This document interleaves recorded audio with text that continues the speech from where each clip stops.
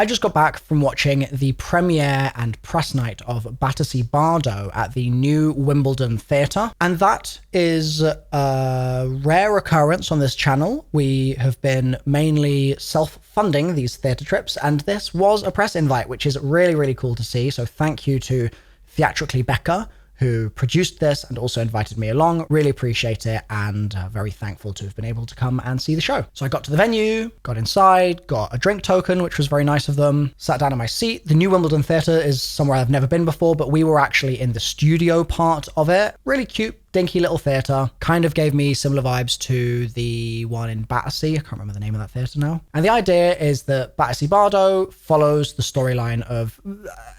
to paint it in stereotypical kind of trope fashion, an actress who's had a long, storied career with ups and downs, and she's kind of getting towards the end of her career, and it's starting to fall off, and she's getting less work, and she's reminiscing on the good times and the bad times and the trouble that she's had along the way. Now, funnily enough, in the build-up to watching this show, by complete chance, I actually read the Taylor Jenkins Reid book, The 7 Husbands of Evelyn Hugo, which feels very thematically linked to this show. It's a very similar story in the sense that it's about this starlet who seems very powerful from the outside, but that power has some difficult kind of undertones, and it's based on a difficult history that she's had to survive and live through. And we will be talking about that a little bit in this review, but I just thought it was really amusing to me that I just read this book and then was getting such a similar story in the flesh played out in front of me. Now, it's an interesting show in that it's a one-woman show, but there are 2 band members, a cellist and a pianist, who are on stage for the entire show as well. So as much as it feels like a one-woman show, there are a few moments of band participation, which the audience actually really enjoyed. Like there was one moment where she was like, cut the music. And then the music kept playing and she turns around and goes, no, cut the music. And they stopped. And that was actually a running theme throughout as well. Clearly, they've taken the kind of vibe of a person retelling a story and they've melded it with a script, essentially. So she's constantly saying lights, camera, action. She's constantly saying lights out or scene 3, exterior, like setting the scene with stage directions kind of vibe. And I kind of enjoyed that. I wasn't particularly enamored by it, but I thought that it was nice, at least just from an overall aesthetic point of view, I suppose, that stayed consistent. And I'm sure that is the sort of thing that an actor with a really long and storied career would end up doing. Like they'd end up thinking in stage directions in some ways, I think. Like imagine you're going out with your mate to the pub or something and you're just catching up and they're an actor and you start telling a story. Like it wouldn't surprise me if in their head they're like, okay, yep, exterior, got it. Ambience, got it. Who's present in the scene, got it. Where are they? Like they're kind of going to be thinking in those frameworks, I suppose. So that was cool. And actually, while we're on the topic of those 2 musicians on stage, I really liked their presence throughout. I thought that they played really well, first of all. I also enjoyed the score for the most part. We'll get onto that. But the cello especially, it just sort of felt quite plucky and nice, and there are a few moments where it really sort of stood out, and I enjoyed it a lot. Now, I want to separate my enjoyment of that from my enjoyment of the main melody, which was all sung, and also my enjoyment of the lyrics. I want to separate those things out because, sadly, I enjoyed those a lot less. There's something about different styles of musical theatre writing which sometimes really hit for me, and other times they just fall flat. And this kind of felt like it landed in the fall flat camp, where there kept being rhymes and things like that, which was so obvious and so predictable, and that same rhyme scheme would keep going for just a bit too long. It's almost like if I was saying to you right now, like, and then I sang a song, the song went on too long. Also, they sang along, and it felt kind of wrong. And you're like, okay, I get it. But then it keeps kind of going in that direction. You're like, okay, is there a way that we could have done something slightly different here or made it feel a little bit more complex? Like they were quite simple rhymes a lot of the time as well, maybe like a 1-syllable rhyme or a 2-syllable rhyme maybe. But compared to some of the stuff that I'm used to hearing just in a lot of contemporary musical theatre, and I know that it's probably unfair to compare something like this to a Lin-Manuel Miranda production that he's done lyrics for, and he's absolutely just sort of like spitting bars off the top of the dome, and they're absolutely incredibly crafted, and the rhyme schemes are so intricate and so detailed. Maybe that's an unfair comparison, but at the same time, when that's out there in the industry and you hear it all the time, that's kind of what the general public's ear attunes to as what musical theatre is capable of. And this didn't feel like it met any of those expectations. And in fact, the melody and more so the performance of those songs really didn't work for me. And to the extent that it was within about 4 bars of the opening number, and I was just like, I'm already kind of out of this. There was something about the way that Anne Rabbit, playing that central character, Carol White, was singing that I just really wasn't a fan of. And the way I would describe it is, in musical theatre, across the board, in everything I ever see, there's a very strong emphasis on forward placement of your voice, and a really strong emphasis on things being a little twangier compared to more classical singing, and even compared to more classical musical theatre as well. Contemporary stuff tends to have a little bit more twang involved, but the forward placement is really important. Like, it's always got that projection to it. And Anne Rabbit's performance of all the songs felt much more withheld to me. It was a much more sort of head voice, kind of a little bit more breathy, I guess, sound. So instead of being like la in a forward placement, it was more like la, like that, like la, like getting back in the throat almost, and back in the soundscape, if you will. And it just led to a tone that I personally really didn't like. And maybe that's just personal preference, but it just didn't work for me. La, la. And it was unfortunate because I was sort of thinking throughout the entire production, like, she was doing an incredible job, by the way, of being like, her confidence on that stage and how cool and calm and collected she was, and how she was rattling through all of these lines and doing that so well. And like, there was one point she flubbed one word and broke no sweat. There was not a shake on her hands, not a sort of bead of sweat on her forehead. She was just powering through that material. And obviously, one-woman show, that's always going to be very difficult. So like, I want to give her applause where it's due there. But with regards to the singing through the entire show, I kept thinking to myself, if this was performed differently, if this was sung differently, would I be enjoying these numbers? Because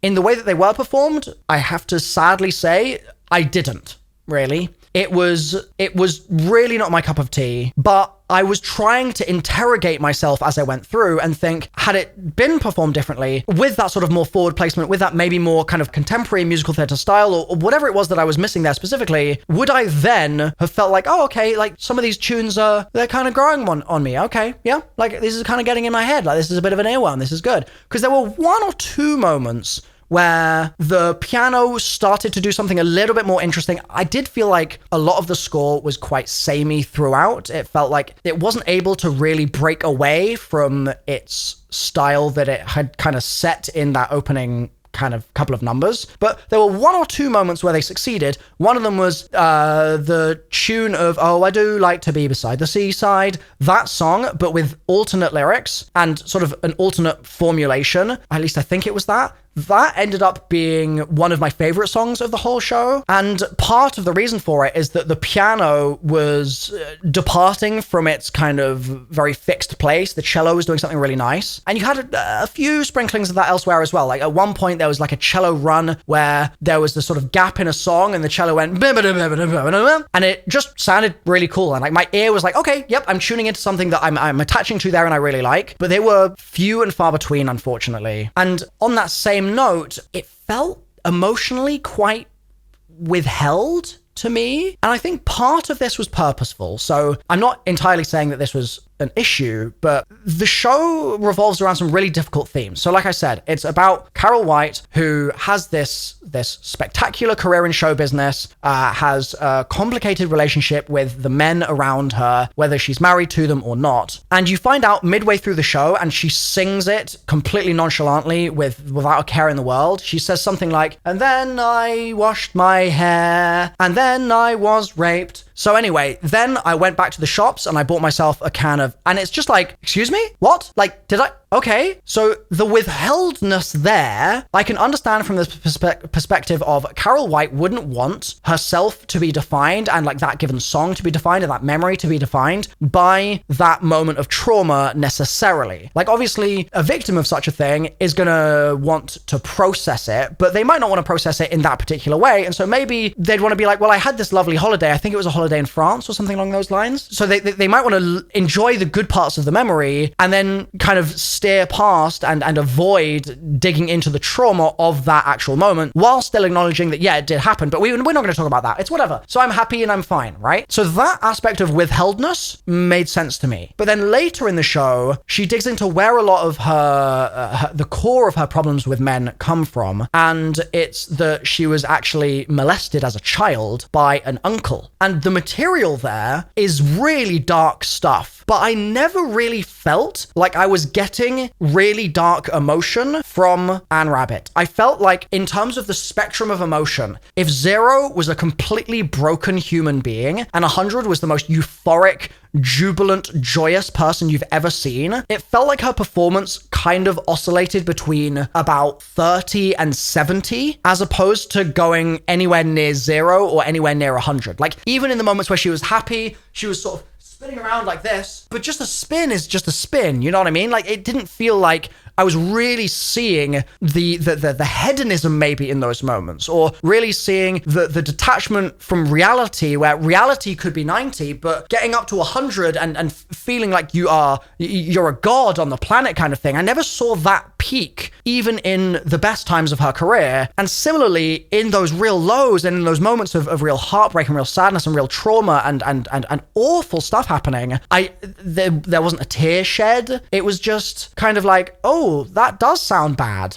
Are we leaving it there? Kind of vibe. So that was something I didn't really like. And my feeling, maybe this wording is a little strong, but it felt a little toothless. Like those highs and lows, I wanted to be bitten by the emotion there and really like have no choice but to have it sort of sink into me and to be overwhelmed by it in many ways. Like I was so far from shedding a single tear during this performance. I was so far from being like, oh my God, she's having so much fun. I just never got there. It didn't get its teeth into me in the way that I really hoped it would, which was really unfortunate. Now, one thing I did really like was the way that they constructed the set and the way that they lit it as well. So essentially 90% of the show, 95% of the show takes place in one scene. There's basically a chair with a phone on it that she's waiting for a phone call from, and the pianist and the cellist are in the back. And then behind them is this draped tapestry of curtains, and on the left hand side you've got this quite sort of yellowy curtain, and then behind you had a kind of bluish color that went to turquoise, that went to sort of like a sage green across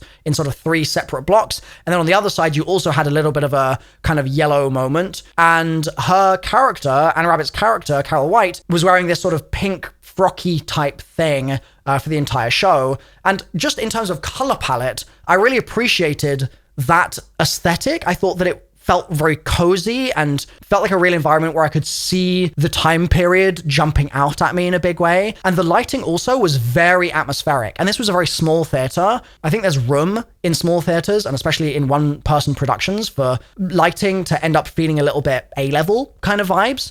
This didn't feel like that to me at all. This felt really like I was looking into a film in a big way. So I really want to give props to the lighting team, and also just in general, the set dressing I thought was really lovely. There was also a moment that I really liked just in terms of the visual, almost sort of cinematography that I was seeing. Because like I said, it felt like I was looking into a film in moments, where she, towards the end of the show, pulls back one of those central back curtains, and there's a spotlight behind it shining out, and she's silhouetted with the light shining at her, and we can just see her back, and these rays, like in the video game world, we'd call those God rays, these rays streaming back out towards the audience. And so anytime she would move a little bit, you would get this feeling of heavenly light shining past her. Visually, very cool moment. Unfortunately, in terms of the writing there, didn't really feel very impactful. And also, I felt like that was a moment where the show was going to end, and then the show kept going. And I felt like they missed an opportunity for that to be a powerful ending picture that would stay in your mind's eye. And instead, it felt a little weaker, and the way that it did end up ending, to me, felt like it would have been more punchy and punctual had they maybe integrated it with that in some way. I get why they did it the way they did. I'm not going to spoil it, but personally wasn't a massive fan. And also the main last thing I want to say here is that I just wish that at the start of the show, there'd been a little bit more work in the script, in the writing, to make the character likable, because there's sort of no reason to like her. Like, she's a movie star. Okay. That felt like almost the extent of it. There wasn't really a moment, as Blake Snyder would put it, of saving the cat. The idea with that is that in a screenplay, for example, somewhere in the first opening 5 minutes of a given movie, you include a scene where the hero has the opportunity to do something like save a cat, which instantly endears you to them. This show didn't have that. This show instead just sort of had a character that I was meant to like because they were the main character, maybe, but I didn't feel like I was fully pulled into that, and it was justified by the scenes that I was being shown. And then when she's doing things like cheating on her husband, or she's doing things like lamenting her decline from stardom, I was sort of there like, yeah, I mean, that's gonna happen when you're not a particularly nice person. So unfortunately, I feel bad about this, but for a show that I was invited to the press night and premiere of, I don't want to be the guy that's like, yeah, I really didn't like it, but it really didn't work for me. Unfortunately, it's a 1 star, and I'm hopeful that I can go back to that new Wimbledon Theatre soon. I believe Heathers is going there soon, so I'm going to try and make it back there and see some more stuff there, because the experience was great of going and attending, etc. But the show itself didn't end up being my cup of tea. So if you've seen the show, I'd love to hear your thoughts. I've seen plenty of other reviews for the record. Like, I've seen a review here by Carly Burlinge, which gave it 4 stars. So like, clearly Carly saw something in it that I didn't, and I welcome that kind of disagreement. And if you feel the same way, I'd love to hear about it in the comments section, because for whatever reason, like, I've seen maybe 100 shows in my life, maybe more at this point. I've just been in New York seeing a bunch of Broadway. I've obviously this year been trying to see as much as I possibly can in the West End, and this show just missed for me. And that's okay. It happens sometimes. Unfortunately, that for me was my experience at Battersea Bardot.